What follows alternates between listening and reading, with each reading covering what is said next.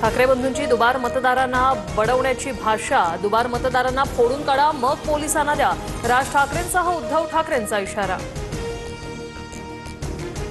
मतचोरांना लोकशाही मार्गाने धडा शिकवा, काही दिवसात पुरावे घेऊन न्यायालयात जाणार, उद्धव ठाकरेंचा निवडणूक आयोगाविरोधात हल्लाबोल। निवडणूक व्यवस्थेत सत्तेचा गैरवापर, संविधानाने दिलेला अधिकार जतन करण्याची वेळ, राजकीय मतभेद विसरून आपल्याला एक व्हावं लागेल, शरद पवारांचं भाष्य। 15 ऑक्टोबरपर्यंतची अद्ययावत मतदार यादी वापरण्याची परवानगी द्या, राज्य निवडणूक आयोगाची केंद्रीय आयोगाकडे मागणी। यादीतील दुबार नावांवर स्टार चिन्ह करून आवश्यक उपाययोजना करण्याचे आदेश।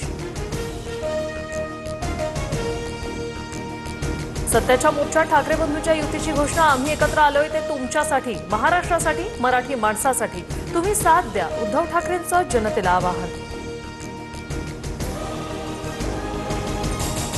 काहींना व्हिडिओ लावण्याची खूप खास, येत्या काळात ठाकरे बंधूंच्या एकमेकांविरोधातील व्हिडिओंची मालिकाच बाहेर काढू, भाजपच्या अमित साटम यांचा पलटवार, तर राज ठाकरेंना मिमिक्री आर्टिस्ट म्हणत डिवचलं।